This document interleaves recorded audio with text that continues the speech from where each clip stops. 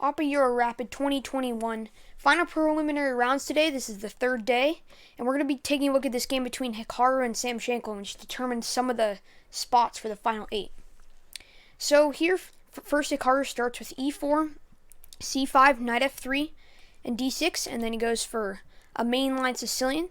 This is pretty much just a classical line he decides to go with here, attacking the pawn, defends it with this, and then you see this really attacking move. It's called the Richter-Rosser variation, and it just immediately attacks his knight even though the pin isn't active yet, but he still decides to go for that very attacking variation.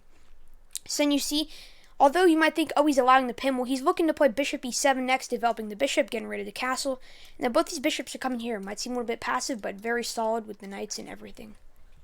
So then you can see the queen comes up, maybe possibly castling queenside in the future for Hikaru. And then a6, stopping all three of these moves, a very important move in the Sicilian, and also preparing b5, especially with the open c file and the rook. So then, yeah, you see a queenside castling, and you might think, oh, this is risky at first, because then you might see this, and then the b5 pawn push. But it's actually not as risky as it seems, because you see these two knights, all these pieces, and white's ready to just bring the pieces here and then start a kingside pawn attack. So then Sam Shankland just starts. Just a simple bishop develop, clearing the way for the rook to come to c8. And then you see f3, a nice little pawn chain here, supporting the e4 pawn. And then now, Sam Shankland decides to do this move. And this move, it's not very mainline. It's not very often, because although it gets the queen out maybe with an attack here, this is often a good knight. And this knight in the center, it doesn't have many squares to go to.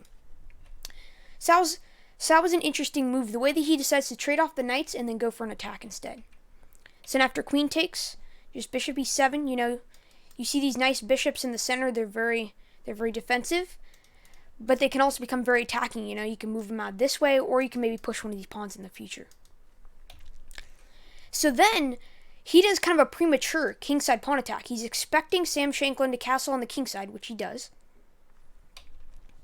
But he decides to kind of hold it off. He's like, all right, well, if you're going to attack me, I'm not going to encourage that. And then he's also thinking about castling queenside, which is also another option, just bringing his king this way, away from all these pawns that are possibly going to be pushed in the future. Send queen back, kind of a defensive move, but it's stopping maybe tempos with this, and maybe that attacking the queen too. And then now he plays a b5 break, threatening b4, runs the king, and now he does have b4, but then the knight can just go back, and then he can kind of build a little bit of a fortress with b3 in the future. So yeah, here, he's like, we're going to play b3 in the future. Except for the fact that Hikaru is not your normal player. He goes with this aggressive c4 break.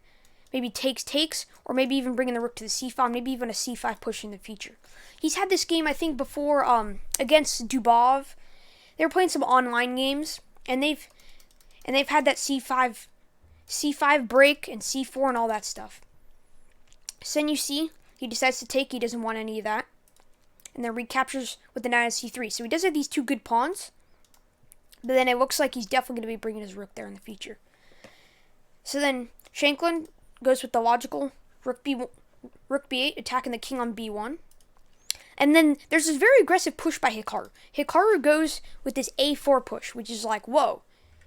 So number one, it stops this, but then it also just goes for this hold on the b5 square. You'll see this a lot as white against like the Benko gambit, he's trying to just plug up this open file with either the knight or the bishop in the future. So then Sam decides to go with this, pushing and attacking. And then Hikaru just goes back, the logical move, maybe this bishop can do something on this diagonal in the future. And then castles. So now these pawns, he can push them, but also black might push here, get the bishops active, and then the rook file is always looking dangerous. So now, yep, he blockades this up and also attacks the queen. And then he decides to go here, attacking this file. But as long as Hikaru can keep the knight here, it's going to be very good. So yeah, just developing the bishop, possibly looking toward the king side in the future.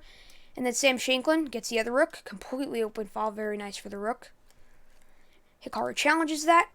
And then you'll see this really brave move by him. He goes with d5, allowing e5, but then he gets his bishop diagonal, and he has a little bit more of a hold in the center instead of these two passive center pawns there.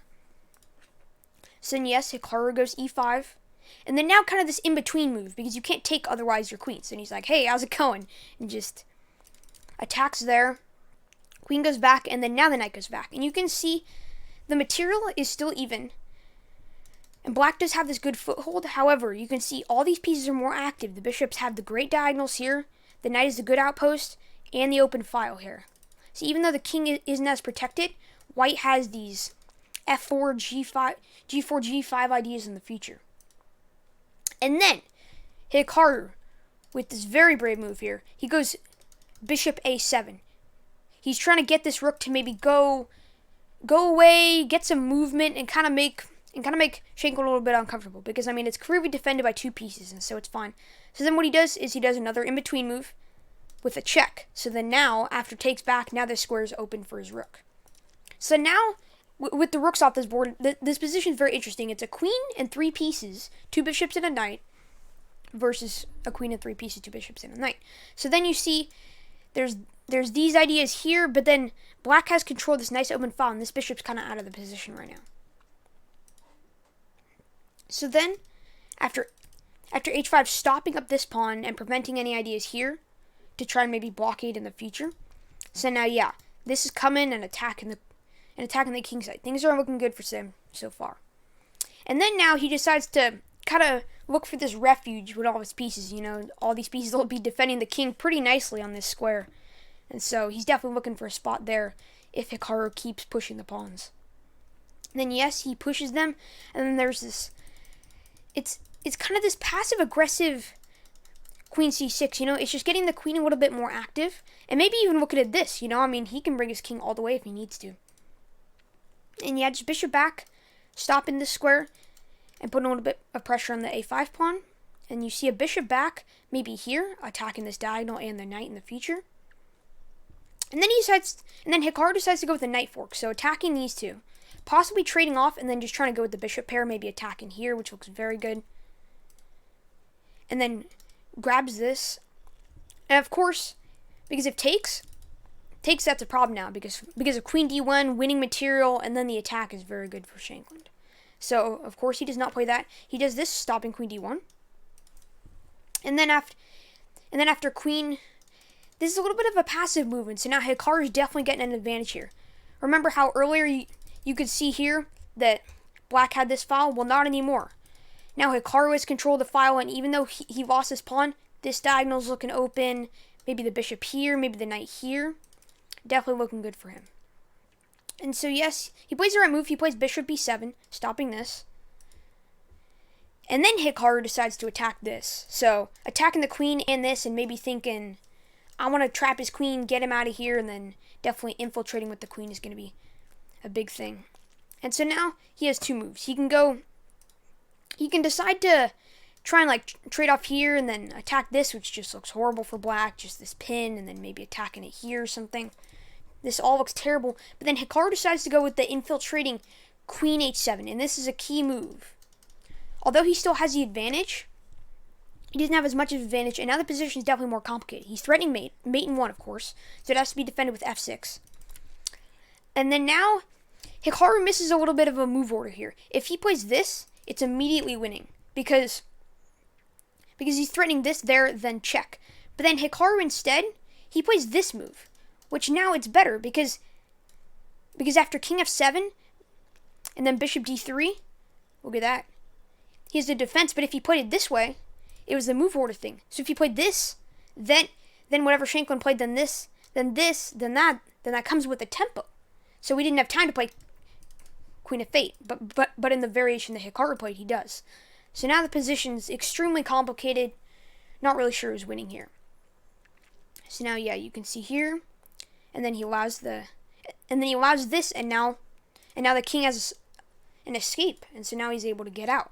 So here, of course, Hikaru does not want a queen trade, as he's down material, and he wants to keep his attack going. And so now after takes, he can still start pushing these pawns, but it's going to be risky because of the fact that this queen's about to just come in, and the king only has one pawn as protection, and these pieces are kind of out of the action. Now, yes, he tries cutting off these squares, threatening mate in 1, but now, there's the one move that saves. The only move that's still good for black is this. This comes with a tempo, also attacking the bishop. And then look, instead of taking back and maybe doing some trades and keeping his king open, he decides to go with boom. Attacking this, getting ready to infiltrate here. Stuff like this, maybe with the queen, attacking in the future. And then, of course, he doesn't want to lose his bishop for nothing, because there's actually this really complicated computer line. It's actually even. Look, here, takes, just sacrificing a bishop for what seems like nothing. But then here, king e7, pawn takes here. And then queen g5. I know this. I mean, this is definitely an engine line here. You don't really expect anyone to see this, but it was just kind of this super complicated positional engine line that, especially in a rapid game, was way too much for him to calculate. So yeah, I mean, of course, he doesn't want to lose a bishop for what seems like nothing, but now Shankland goes on the attack. Attacks this and the bishop and d1 in the future, so he has to play this, defending the d1 square. But now it just gets harder and harder. Attacks the knight. Knight's trapped. He decides to go with this desperation g5 and takes. Check was probably best, because then he might get an advantage in the future with h6. But yeah, now the knight's just lost and now he's down a piece. Although the king, the king seems open. But you can see here, if king g8, it's mate in 11, because then of course he just drops. Then of course he just drops this. Yeah, of course king f8, and now he presses for an advantage. But now the king is a little bit too open, and you can see as Shankland converts this beautifully. You can see he attacks and just this, the knight. This knight, like so many moves ago, the knight was very passive, but it's still doing its little defensive job and managing to keep the fort intact. And then also, yeah, you can see that the bishop also defends g7. So yeah, here, kind of just desperation at this point. He's trying to get all of his pieces back. But this knight and the bishop defensively and attacking, and these checks, he can just defend them, run away, and you can see this fortress behind all these pieces. Now he's up a pawn. Even though it's doubled, it's still a good pawn. A pawn and a knight. And then you can see after playing this, he has to come back. He's trying to just not trade off his pieces, but from here it's hopeless. After taking there, then Hikaru resigns. And sadly, because of tiebreaks, he loses to Dubov. He had 3 wins, and Dubov had 4, so he did lose on the second tiebreak, sadly. But congratulations to Magnus Carlsen and Guri. They got those top 2 spots. And you will see these quarterfinals coming up soon. This was clearly a very exciting game, and this is just the preliminary rounds. So you'll definitely see a lot more excitement coming from all these players. Thanks for watching, and come back for some more updates on the Opera Euro Rapid.